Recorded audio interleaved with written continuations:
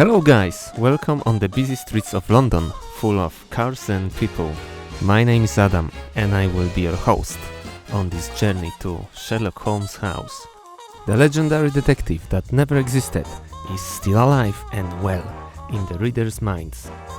Right now we're on Baker Street, and as we know from the stories, our detective lived on this street at number 221B. We are going to find out what is going on there now.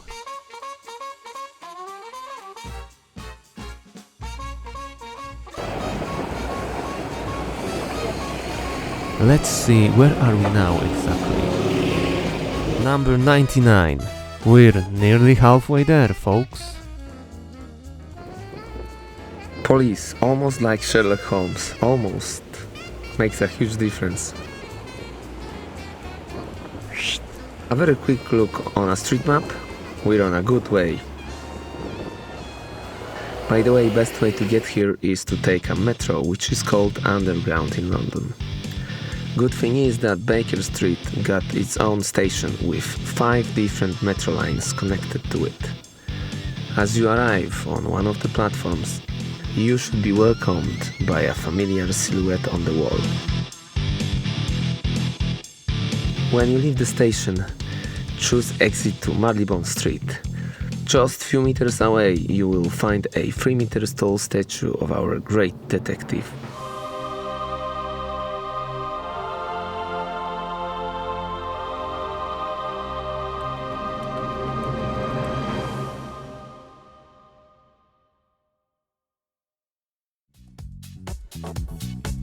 Meanwhile, we're back on track, getting to our destination.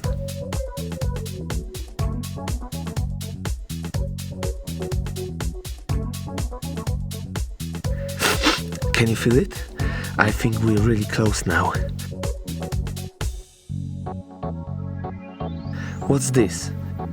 Sherlock Holmes, food and beverages? Nah, it's too early for lunch. Let's keep moving on.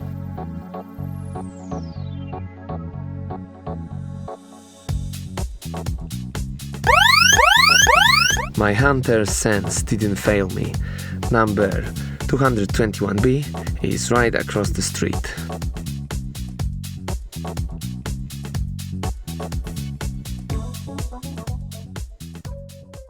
And finally we're there. As you can see, there is a bunch of people outside. In front of the entrance, you can make yourself a picture with the policeman guarding the door. To your disposal, there are Watson's and Holmes' hats. Ready, steady, snap! There you have it, everyone's happy. Yes, my friends, what if Holmes was from Asia and his friend Watson too, but from a different country? Who knows, maybe they would have been even more popular. But anyway, first we need to go through that door on the right to the office, where we can buy a ticket that is checked by the policeman. As you can see, it's absolutely packed inside. Sherlock mania is thriving. If you come here during the weekend, well, expect tons of people. This place has gained a new wave of popularity thanks to the movies with Robert Downey Jr. and BBC series starring Benedict Cumberbatch.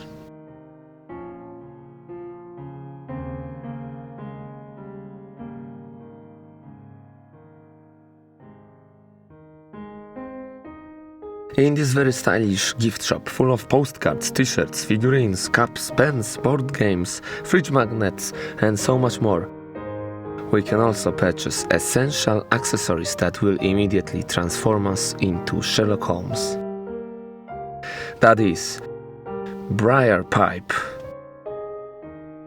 magnifying glass, and most of all, deer stalker hat. You can also try dear Watson's bowler hat, and this is how it looks like on the very top of the head of your host. Fancy, isn't it?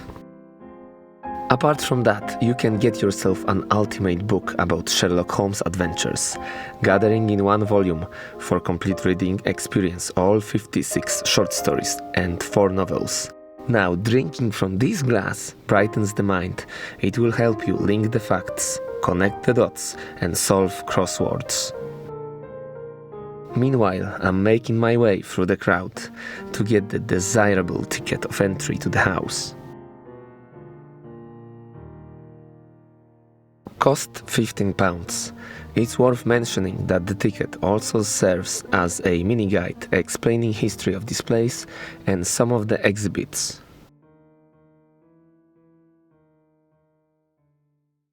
Welcome to the Sherlock Holmes Museum, sir. Thank you very much, sir.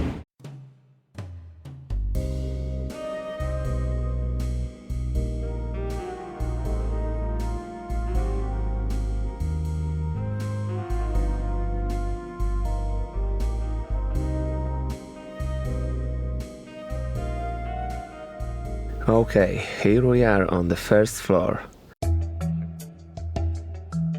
On the left is situated Sherlock's bedroom.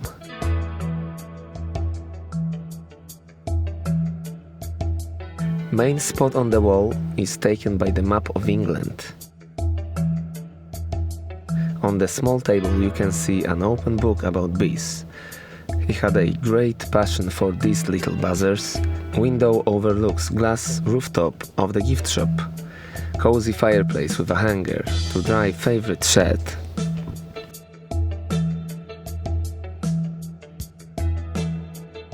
From the information on the ticket, we can find out that this place was built in 1815 and finally transformed into a museum in 1990, whereas Holmes and Watson lived here between 1881 and 1904. Dr. Watson's bedroom is on the second floor next to Mrs. Hudson's room. But we're going straight to the sitting room, which doctor and detective shared together. Let's look around. What do we have here? Desk with open newspaper, The Times, on it. Little library in the corner of the room. What's that? Ready detective kit. It would be shame not to try it. Come on, y'all!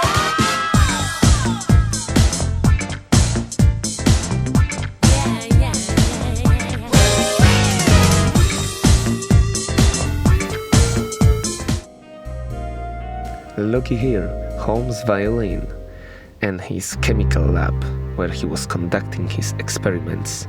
Holmes was a first-class chemist. His knowledge of poisons was profound.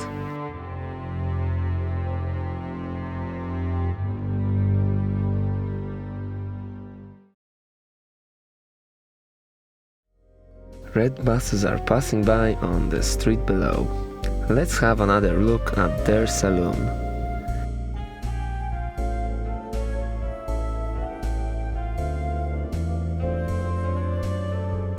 Direct access to Holmes' bedroom is closed. Sorry for the inconvenience. That desk, I'm sure we're going to find there something interesting. Finest cod liver oil. You see, even in Victorian times, they knew that cod liver oil is super healthy. Anti-cholera or diarrhea mixture. Don't forget to shake the bottle before use. In the background we can see exquisitely set table. And this is what we found in Watson's bag, a needle for syringe, the very same Holmes was using to inject himself a 7% solution of cocaine. It was his escape from boredom when there were no cases to be solved. It was his reckless method to stimulate his genius mind. Of course, it was done against Dr. Watson's medical advice. Okay, let's have a final look at the sitting room before we move up to the second floor.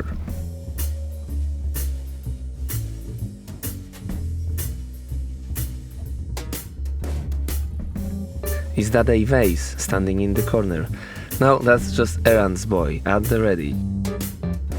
Watson's bedroom, similar to Mrs. Hudson's room, the landlady of the house, are used today as exhibit rooms. They are decorated with all kinds of stuff from the Victorian period, to give you the best feel of that time. They also have lots of memorabilia taken out straight from Holmes' adventures. Each of them have a quick note explaining to which story it's related.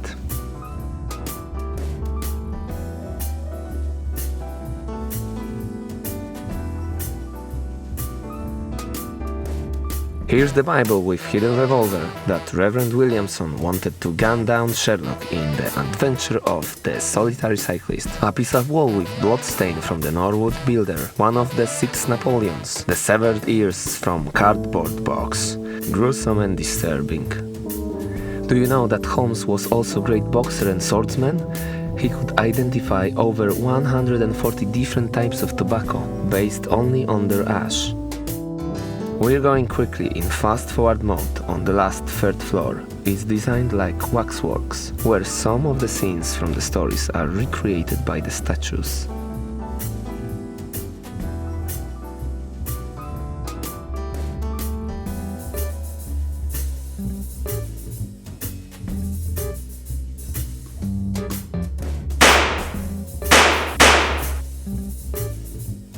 The tragic end of blackmailer Charles Augustus Milverton.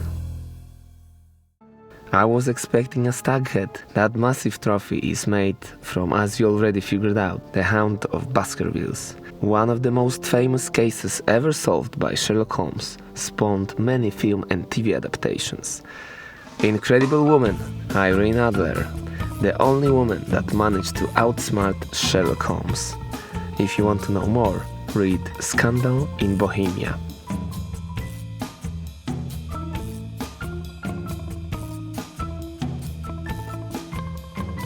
There he is, ladies and gentlemen, our man himself, consulting detective Sherlock Holmes, accompanied by faithful Dr. Watson.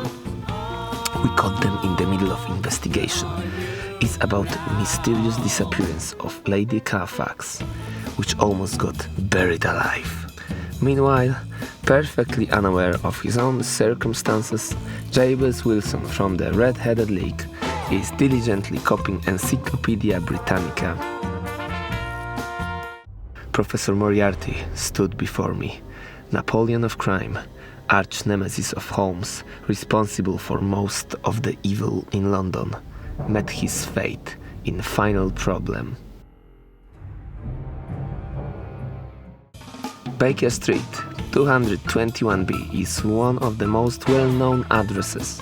Did you know that people from all over the world are still writing letters to Holmes on this address?